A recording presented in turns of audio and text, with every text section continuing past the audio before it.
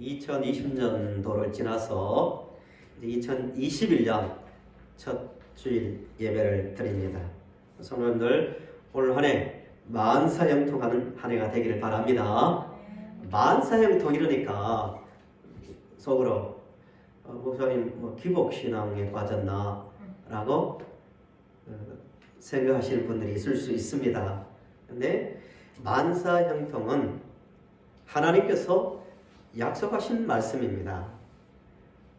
본문 7절 8절에도 반복해서 나옵니다. 내가 어디로 가든지 뭐 한다고요? 형통하리라고 말하고 있습니다. 정말 이 한 해가 여러분들이 어디로 가든지 또 무슨 일을 하든지 하나님의 약속대로 만사 형통할 수 있기를 다시 한번 간절히 바랍니다. 만사 형통하려면 어떻게 해야 되는가는 문제예요. 모든 종교에서 특별히 연초가 되면 이상한데 점집이나 또 많이 가잖아요. 자기 미래에 대해서 궁금해서 그 소원은 그거거든요. 형통한 삶을 살고 싶어서 그런 거예요. 문제가 있으면 미리 딱 알고 비켜가고 또 좋은 일이 있으면 딱 기다리다가 그걸 잡으려고 하는 거 아니에요? 성경이 말하는 형통하고 세상이 말하는 형통은 전혀 다릅니다. 형통은 성경에 분명히 약속한 거예요. 하나님께서. 그런데 우리가 만사 형통하려면 해야 할 일이 있는데 그게 뭐냐면은 하나님의 인도를 따라가면 됩니다. 한번 따라하실까요? 하나님의 인도를 따라가면 된다. 너무 간단하지 않나요? 내가 뭘 개척해 가거나 내가 뭘 하는 게 아니라 하나님께서 좌로나 우로나 치우치지 말고 내가 인도하는 대로 따라오라. 그러면 형통하다라고 분명히 말씀하셨거든요. 너무 간단하죠. 그런데 문제가 있어요. 하나님께서 우리를 형통한 길로 인도하시는데 문제는 하나님께서 우리 눈에 보입니까? 안 보입니까? 이게 문제예요. 보인다면 다른 것으로 밀어도 정신 차리고 하나님 계시는 곳으로 따라가겠죠. 하나님의 말씀이 하나님의 음성이 우리 귀에 들립니까? 안 들립니까? 안 들립니다. 일반적으로 안 들려요. 하나님은 보이지도 않고 하나님의 그 목소리는 들리지 않는다는 거예요. 그게 문제예요. 차라리 운전할 때 안내하는 내비게이션처럼 딱 지도가 눈에 딱 보이면서 300m 지나서 우회전입니다. 왼쪽입니다. 얼마나 친절하냐면 내비게이션은 지도뿐만 아니라 소리로도 그리고 심지어 방지턱 있는 것까지 말해줍니다. 전방 몇 미터 앞에 방지턱 있으면 주의하세요. 여기는 회전 구간입니다. 운전에 주의하세요. 다 말해줍니다. 이거 간단해요. 여기에는 믿음이 필요할까요? 안 필요할까요? 필요 없습니다. 그냥 자기 생각으로 이거 맞다고 가면 됩니다. 오른쪽이면 오른쪽, 왼쪽이면 왼쪽, 방지턱 다 말해주거든요.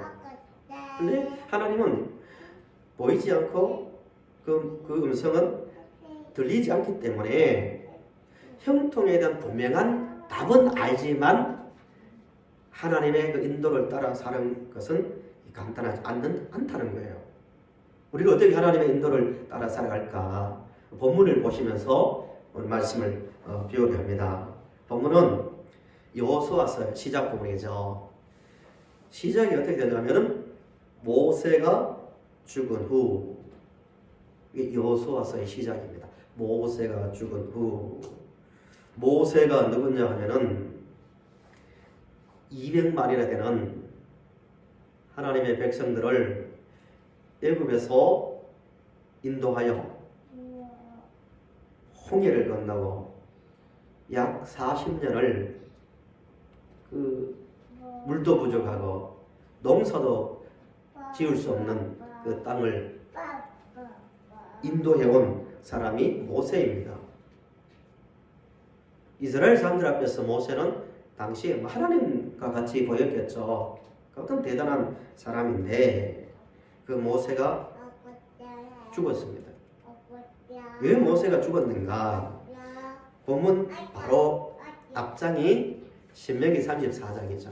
34장을 보시면 모세의 죽음에 대해서 기록되어 있는데요. 어떻게 나왔냐면 1절부터 쭉 읽어보겠습니다. 모세가 모압 평지에서 느보산에 올라가 이제 약속의 땅이 보이는 곳까지 가는 거죠. 여리고 맞은편 비스가 선곡되기 이르매 여호와께서 길러 온 땅을 다음까지 보이시고 계속해서 보이시고 하는데 7절을 보세요. 6절을 먼저 보세요. 6절 보시면 이렇게 나옵니다.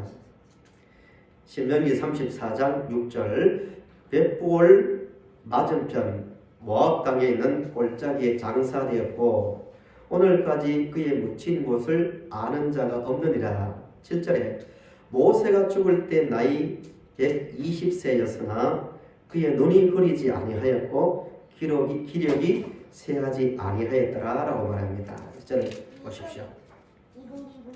모세가 120살까지 살았는데 죽을 때까지 어땠다고요? 눈이 흐리지 않고 기력이 쇠하지 않았다는 거예요. 왜 이 말을 굳이 기록했을까요? 하나님께서 모세를 의도적으로 가나안 땅을 앞두고 의도적으로 데려가셨다는 것을 말하는 거예요. 모세가 건강했으니까 우리도 건강하게 살자 그 말이 아니고 그 말은 아니고요. 저도 벌써 약간 눈이 흐려지고 있는데요. 120이 됐는데 눈도 흐려지지 않고 기력이 쇠하지 않았는데 하나님께서 데려가신 거예요. 왜 그랬을까요? 이게 본문을 이제 시작하는 그 열쇠입니다. 모세가 죽은 후 그 뜻이에요.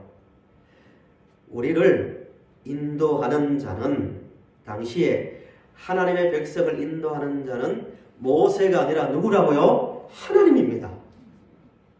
우리의 일생을 이끌어 가시는 분은 이끌어가는 것은 세상의 조직도 아니고 세상의 사람이 아니라 누구라고요? 하나님입니다. 하나님이 우리를 이끌어간다는 거예요. 그 모세가 죽은 후 하나님께서 의도적으로 모세가 어디에 묻혀 있는지도 알지 못하도록 하신 거예요. 죽은 모세 안 쳐다보도록 하나님만 바라보도록. 모세가 죽은 후에 이제 여호수아가 후계자로 세워집니다. 여호수아 입장에서는 굉장히 경험도 없고 모세에 비하면 비교가 안 되거든요. 신명기 읽으신 말씀 본문 바로 앞장 끝부분에 모세를 하나님과 대면한 자라고 말하고 그 이후에 모세 같은 사람이 없다라고 말하고 있습니다. 그러니까 여호수아 입장에서는 굉장히 두렵고 힘들었을 거예요. 야, 모세 말도 잘 안 들었던 사람인데 내가 어떻게 인도할까? 또 한편으로는 조금 있으면 지도는 그래요. 요단강이 북쪽에서 남쪽으로 가로막고 있는데 그걸 건너야 돼요. 건너야 약속의 땅에 들어가는데 그 강을 건너야 돼요. 이 당시에는 굉장히 강이 물이 많았어요. 범람할 때도 많이 있었고 그러니까 두려운 거예요. 당장 첫판부터 못 건너고 이러지도 못하고 저러지도 못하면 백성들 앞에서 얼마나 번위가 떨어지겠습니까? 두렵고 좀 놀라고 있는데 하나님께서 하신 말씀이 그거예요. 요약하면 두려워하지도 말고 놀라지도 말라. 여호수아야, 내가 모세를 인도함 같이 내가 너를 인도한다는 거예요. 이게 답니다. 사실은 1절부터 9절까지가 약속이거든요. 여호수아에게 걱정 마라. 내가 강을 건널 수 있도록 벌써 다리를 놓아놨다. 적들이 있다고 걱정하지 말아라. 내 적들을 다 박살내주겠다. 이렇게 하지 않고 약속했다. 이전에도 약속했다. 너희들을 가나안 땅에 들어가게 하겠다. 1절부터 9절까지 약속인데 현재형, 과거형, 미래형이 다 섞여 있습니다. 하리라, 했다, 하겠다, 차지하리라, 형통하리라, 함께 하느니라, 현재형 다 나와 있거든. 확실하다는 거예요. 그러니까 하나님께서 여호수아와 백성들 인도하시는데 그 두려워하지 말고 않고 놀라지 않게 하기 위해서 한 게 딱 한 가지예요. 약속입니다. 오늘 우리도 마찬가지예요. 이 세상을 살아가는데 2021년도 올 한 해를 우리가 살아갈 것인데요. 인간의 눈으로 볼 때 우리 힘으로 다 할 수 있고 뭐 다 예측해서 할 수 있는 인생은 아니잖아요. 두려운 일도 만날 것이고 놀랄 일도 만날 거예요. 그럼에도 하나님은 우리에게도 약속하셨다는 거예요. 너희들 세상 끝날까지 너희들과 함께한다. 믿으십니까? 성도가 받은 최고의 복 중 하나가 뭐냐면은 하나님께서 함께 하신다는 약속입니다. 약속. 놀랄 거예요, 사실은. 불신자들은 그게 없거든요. 그 인생의 운명에 맡기고 뭐 팔자가 이러고 인생이 다 그렇지 뭐 내일을 모르는데 이렇게 살아가는 거예요. 성도는 각자에게 모든 성도에게 하나님의 약속이 주어졌는데 그 약속이 세상 끝날까지 어디로 가든지 무슨 일을 하든지 너희와 함께 하겠다라고 분명히 말씀하셨습니다. 아멘이죠. 이 믿음을 갖고 걸어가야 되는 거예요. 근데 우리가 그 믿음을 가지고 좌로나 우로나 치우치지 않고 가려면 전제되는 그 조건이 하나 있어요. 그게 뭐냐면은 그렇게 약속하신 하나님이 누구신지 알아야 됩니다. 머리로, 가슴으로. 속으로 한번 생각해 보세요. 성도님들. 지금 우리에게 주신 말씀을 주신 하나님은 누구신가? 하나님 누구세요? 1절부터 9절까지 보시면요. 반복해서 나오는 단어가 있어요. 그게 뭐냐면은 2절 보세요. 2절. 2절 시작이 뭐예요? 내 종 모세가 죽었으니 하고 쭉 하고 3절 시작이 뭐라고요? 내가 말한다 이거예요. 내가 말한다고. 내가 죽었다고. 6절에도 강하고 담대하라. 너는 내가 조상들에게 맹세하여 그들에게 주리라는 땅을 이 백성에게 차지하게 하리라. 9절에도 5절에도 내가 모세와 함께 있었던 같이 9절에도 내가 내게 명령한 것이 아니다라고 말하고 있습니다. 그러니까 하나님께서 우리에게 말씀을 주셨는데 주신 하나님이 누구신지를 항상 생각하면 좌로나 우로나 치우치지 않게 되는 거예요. 좌로나 우로나 치우치지 않는단 말이 뭐냐면은 신명기 4장 2절에 이런 말씀이 나옵니다. 내가 너희에게 명령하는 말을 너희는 가감하지 말고 내가 너희에게 내리는 너희 하나님 여호와의 명령을 지키라. 12장 32절에도 모든 말씀을 지켜나고 그것에 가감하지 말라 이거예요. 이게 좌로나 우로나 치우치지 않는 거예요. 우리에게 주신 말씀을 주신 하나님이 누구신지를 잘 알지 못하면 좌로나 우로나 치우친다는 거예요. 말씀을 가감한다는 거예요. 이런 이야기죠. 살아가다가 그래 연초에 결심하죠. 결심 안 해본 분 누가 있습니까? 성도님들 중에서 그래 내가 하나님 말씀대로 살아야지. 오직 믿음으로 살아야지. 하지만 살다 보면 뭐 때문에 아니면 그렇지만 이러면서 어떤 주어진 환경에 따라서 말씀을 더하기도 하고 빼게 된다는 거예요. 하나님에 대한 믿음이 없으면 말씀은 알고 있지만 약속은 알고 있지만 어쩔 수 없습니다. 이런 거죠. 예를 들면 이거죠. 목사님, 저도 당연히 말씀대로 살고 싶지만 지금 처한 환경이 그 말씀 다 지키다가는 도저히 이 조제가 된 현대사회에서 살아낼 수 없습니다. 다 안 지키는 게 아니고 이 부분은 안 돼. 못 지키겠습니다. 이렇게 되는 거예요. 이게 감하는 거죠. 말씀을 적당히 빼버리는 거죠. 또 반대의 경우가 있습니다. 이게 교만하면 말씀을 주신 하나님, 전능하신 하나님, 우리의 생명의 주인이신 하나님에 대한 그 지식이 사라지면, 교만해지면요, 이렇게 갑니다. 지난주에도 말씀드렸지만 성경에 대한 하나님 말씀이죠. 예수님이 뭐 동정녀의 몸에서 탄생했다고? 이런 말씀 해자고 자기 생각을 막 추구하기 시작하는 거예요. 인간의 생각을 가지고 말씀을 막 잘라내기 시작하는 거예요. 그러니까 안 되는 거예요. 이 가감하는 겁니다. 우리 성도님들은 우리에게 주신 말씀을 주신 분이 누구이신지를 생각하며 철저하게 말씀을 더하거나 빼지 말고 철저하게 말씀을 따라 살아가는 성도님들이 되시기를 간절히 바랍니다. 두 번째는요, 우리가 하나님의 인도를 받으려면 하나님께서 구체적으로 하나님의 인도를 받는 방법을 말씀해 주셨어요. 우리 8절을 보십시오.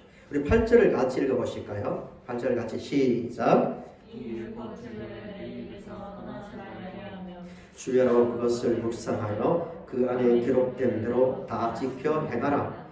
그리하면 내 길이 평탄하게 될 것이며 내가 형통하리라. 아멘. 굉장히 중요한, 보이지 않는 하나님, 하나님의 말씀이 들리지 않지만, 우리가 볼 수도 없지만 보는 것처럼 들리는 것처럼 하나님의 인도를 살아갈 수 있는 방법을 사람이 만들어낸 게 아니라 하나님께서 우리에게 말씀해 주셨어요. 이 세 가지를 잘 몸에 익혀야 됩니다. 요즘 코로나 때문에 우리 고양시에는 변이 된 코로나가 지금 한 가정에 지금 생겨가지고 좀 어려운 가운데 있는데요. 코로나 때문에 학자들이 책을 보니까 우리 사회에 10년 동안 바뀔 게 1년 만에 다 바뀌었다 합니다. 수업도 그렇고 또 예배도 그렇고 사회 문화적인 것도 그렇고 다 대부분 인터넷으로 하고 심지어 결혼 문화, 장대 문화까지도 바뀌고 있습니다. 이제는 뭐 간단하게 막 넘어가고 있습니다. 이게 교회도 지금 보세요. 모임이 힘들고 굉장히 어지럽습니다. 근데 이게 위기이자 기회가 될 수 있습니다. 성도님들에게. 오히려 어렵다 이러지 마십시오. 예배도 마음대로 못 드리고 모임도 못 갔고요. 뭐 규모가 큰 교회든 작은 교회든 다 똑같습니다. 아무 행사도 못합니다. 식사도 못합니다. 이런 때에 왜 기회가 될 수 있냐면은 신앙의 본질이 뭔가를 생각해 볼 수 있는 기회가 될 수 있기 때문입니다. 하나님을 믿는다는 게 뭔가? 내가 왜 교회에 다니는가? 이 본질을 생각하면 정말 이 코로나는 위기가 아니라 큰 기회가 될 수 있는데요. 신앙의 본질이 뭔가 이거예요. 본질은 간단합니다.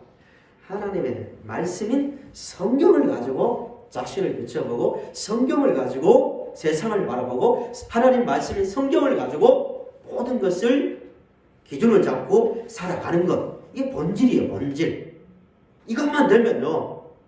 환경은 그렇게 중요하지 않습니다. 신앙의 본질인 성경을 하나님께서 주셨는데 그 성경을 통해서 하나님 인도를 받는 거 아니에요? 근데 이 세 가지 그 방법을 주셨어요. 이 세 가지는 항상 우리가 몸에 익혀야 된다. 첫째가 뭐냐면은 8절에 이 율법책을, 그러니까 이 말씀을 뭐 하지 말라고요? 입에서 떠나지 말게 하려. 이게 첫 번째. 반드시 실천해야 됩니다. 교회 프로그램이 아닙니다. 이거는 하나님께서 방법까지 주신 거예요. 입에서 떠나지 말게 한다는 말은 쉽게 말하면 말씀을 읽고 암송하고 연구하는 거예요. 하나님의 말씀 내용 자체를 알기 위한 행동입니다. 그래서 표현하면 하나님이 무슨 말씀을 하시는지 알아야 될 거 아니에요. 신명기 11장 19절에서는 집에 앉아있을 때든지 길을 갈 때든지 누워있을 때든지 일어날 때든지 이 말씀을 강론하고 예수님께서 이 땅에 계실 때 마지막으로 사람들에게 제자들에게 명령하신 말씀이 뭐냐면은 말씀을 내가 너희에게 분부한 모든 것을 뭐하라? 가르쳐 지키게 하는 거야. 어떤 분들은 뭐 기도 힘든데 내가 몸을 받았다, 뭐 직통계시 받은 것처럼 말하는데 말도 안 돼요. 가르쳐 강론하고 이 말이 뭐예요? 주어진 말씀을 입에서 떠나지 말게 하는 것 같은 거예요. 읽고 묵상하고 읽고 암송하고 이 작업을 하는 거예요. 아 그렇구나. 하나님 이렇게 말씀하셨구나. 하나님 이렇게 살라고 하셨구나. 이게 되어야 하나님 인도를 받는 첫 번째 단계예요. 하나님 주신 방법 중에서요. 철저하게 말씀을 배워야 합니다. 모든 일 속에서 하나님은 어떻게 말씀하시는가. 아무리 그 삶이 괴롭고 힘들더라도 하나님은 이렇게 말씀하셨구나. 이 지식이 있어야 되는 거예요. 첫 번째, 입에서 말씀이 떠나지 않게 하는 거예요. 두 번째가 뭐냐면은 말씀을 뭐 하라고요? 묵상하라. 따라합시다. 말씀을 묵상하라. 예, 묵상은 간단합니다. 세상 사람들도 묵상 비슷한 거 하죠. 명상한다. 명상. 어디 가보니까 명상하는 곳이 요즘 굉장히 많이 생깁니다. 서양 미국이나 또 유럽에도 명상 프로그램이 굉장히 많습니다. 그러니까 사람들이 힘든다는 거죠. 명상과 묵상을 굳이 구별하면 명상은 기준이 누구예요? 자신입니다. 자신. 내 마음이 가는 대로, 내 마음이 편해지는 대로, 내 눈에 오는 대로가 명상이에요. 그러니까 내 마음이 내가 정리하는 거예요. 묵상은 뭐냐면은 성경이 말하는 묵상하라 이 말은 하나님 말씀을 손에 들고 하나님 말씀을 가지고 현상을 보는 거예요. 하나님 말씀을 보고 내 인생을 비춰보는 거예요. 기준이 다르죠. 이게 묵상이에요. 아무리 일이 복잡하고 아무리 혼란스러워도 이 순간에 하나님께서 어떻게 말씀하셨는가. 구약이면 역사를 보고 신약이면 또 제자들의 삶을 보고 이렇게 해야 되는구나. 이게 묵상이에요. 묵상. 살다 보면 아무리 강한 사람도 믿음이 좋은 사람도 마음이 어둠에 잡힐 수 있습니다. 그렇죠? 그렇죠? 지난주에 말씀한 대로 바울이 사방으로 우겨쌈을 당했고 답답한 일을 만난다고 하잖아요. 만날 수 있는 거예요. 야, 이걸 어떻게 넘어가지? 인생 이런 담을 어떻게 넘어가지? 난 갇혔다. 오도 가도 못하게 됐다. 이럴 수 있는 거예요. 그때 뭐 하라는 거예요? 묵상하는 거예요. 하나님 어떻게 말씀하시는가? 그렇구나. 그러면 내가 이렇게 살아야지. 내 마음을 어디에 맞추는 거예요? 하나님의 말씀 맞추는 거예요. 환경을 바꾸어 달라고 해야 되지만 그 전에 하나님 앞에서 이 환경 속에서 내가 하나님 앞에서 어떻게 행동해야 될까? 어떻게 살아야 될까? 어떻게 봐야 될까? 이게 묵상입니다. 이 작업이 계속돼야 되는 거예요. 매 순간마다. 그래. 유혹이 올 때, 고난이 올 때도 그래. 하나님은 이렇게 말씀하셨구나. 그 말씀의 눈으로 바라보는 작업이 묵상입니다. 고린도후서 4장 8절에서 10절 이 부분도 지난주에 말씀입니다. 바울이 극한 고난 당한 경험을 말하고 있어요. 우리가 사방으로 우겨쌈을 당하여도 쌓이지 아니하며 박해를 받아도 버림받지 아니하며 거꾸로 뜨림을 당하여도 망하지 아니하고 이렇게 말해요. 대단한 고백이죠. 놀라운 고백입니다. 한 가지 일만 안 되어도 종일 거기에 잡혀서 씨름하고 스트레스 받는데 사방이 다 막혔대. 사방으로 무게성을 당해도 쌓이지 않고 박해를 당해도 버림받지 않고 거꾸로 뜨림을 당하여도 망하지 않는데 왜 그럴까요? 묵상 때문에. 묵상하고 난 다음에 바울의 말이 뭐냐면 이렇게 합니다. 그 환경 속에서 우리가 이 보배를 질그릇에 가졌으니 이는 심히 큰 능력은 하나님께 있고 우리에게 있지 아니함을 알게 하려 합니다. 이게 자기 해석이거든요. 우리가 이렇게 거꾸러지고 사방을 막히고 하는 것은 그렇구나. 하나님께서 우리가 하나님 능력이 하나님께 있기에 있는 것을 알게 하려 하는구나. 그 다음 구절도 우리가 항상 예수의 죽음을 몸에 짊어짐은 예수의 생명이 또한 우리 몸에 나타나게 하려 합니다. 하려 합니다. 합니다. 이게 묵상 결과입니다. 그렇구나. 이게 묵상입니다. 이게 될 때 말씀을 가감하지 않고 그래 말씀대로 걸어갈 수 있는 겁니다. 세 번째는 하나님의 인도를 받는 구체적 방법. 하나님께서 주신 방법입니다. 기록된 대로 뭐하라? 행하라입니다. 기록된 대로 행하라. 따라합시다. 기록된 대로 행하라. 힘차게 기록된 대로 행하라. 그 세 가지만 되면 하나님의 인도를 받을 수 있는 거예요. 결론적 말씀입니다.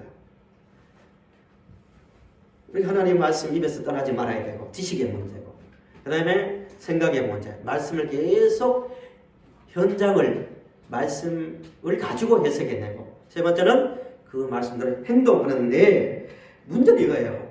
이거 다 우리 교회 좀 다니는 분들은 다 들어요. 뭐 큐티한다 뭐 한다 하면서 큐티는요 처음에는 말씀 읽고요 그 다음에 묵상하고요 그 다음에는 뭐 적용하고요 뭐 어떻게 하고요 다 들어요. 귀가 아프도록 들은 분들이 많을 거예요. 뭐 다 한다 이거예요. 그런데도 쉽게 이 행동 이렇게 말대로 그래 고난이 오더라도 하나님 말씀을 따라 살아가리라 이게 인도요 이게 형통이다 하면서 또 잘 안 되는 이유가 뭐냐면은 왜 그럴까요? 왜 그게 잘 안 될까요? 이 행동을 잘 못할까요? 하나님 말씀이 불합리하거나 하나님 말씀이 현실에 통하지 않기 때문이 아니라 우리 마음에는 정말 끈질기게 남아있는 악한 그 본성이 있는데 그게 뭐냐면은 사람은 구원을 받은 성도도 마찬가지예요. 악한 본성이 뭐냐면은 하나님의 말씀보다는 눈에 보이는 것을 더 신뢰하는 악한 마음이 있습니다. 뭐 자연 과학자들이나 인문주의자들은 그게 약합니까? 보이는 대로 행동하는 게 정상이지 이렇게 나올 수 있잖아요.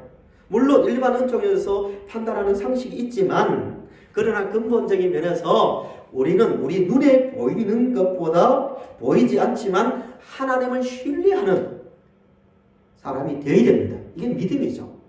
하나님의 말씀이니까.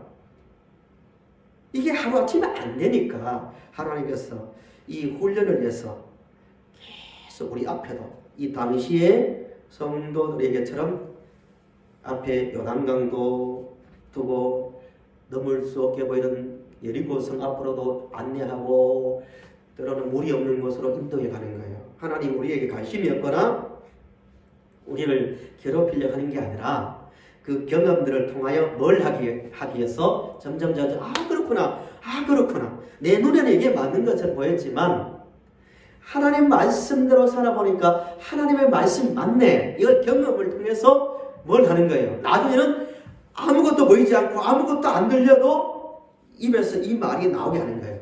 볼 것 없다. 하나님 이렇게 말씀하셨다. 이 단계까지 하나님께서 우리를 끌어올리실 거예요. 이게 하나님의 인도입니다. 이걸 가지고 성경은 형통이라 말합니다. 실제로는 우리가 말씀대로 살아도 고난에 당합니다. 사방을 오고의 싸움을 당할 수 있습니다. 홍해를 만날 수 있는 거예요. 세상은 이것을 가지고 불행이라 말하지만 성경은 그 순간에도 하나님을 신뢰하고 살아간다면 그걸 형통이라 말합니다. 왜? 하나님의 인도니까요. 이게 반복되는 경험을 할 거예요. 계속 하나님은 어떡하지? 왜 이 일이 나에게 생겼지? 이를 반복하게 함으로 그 속에서도 하나님 말씀대로 행동하게 함으로 이걸 깨닫게 하는 거예요. 그렇구나. 역시 하나님 말씀은 사실이야. 하나님은 정말 오늘 현장에서 우리와 함께 하셔. 이 경험을 반복함으로 아브라함처럼 볼 것 없어. 하나님 이사가 너 박질하는 거 다 이유가 있어. 너 살려. 죽어도 살려. 안 그러면 준비해. 신뢰하는 거 아닙니까? 이 단계까지 하나님은 우리를 끌어올리는 작업을 하실 겁니다. 그때도 좌로나 우로나 치우치지 말고 전적으로 하나님 말씀에 순종함으로 정말 한 해가 갈 때, 끝날 때, 시작 때보다 훨씬 더 높은 믿음의 자리에 설 수 있는 우리 모든 성도님들이 되시기를 바랍니다.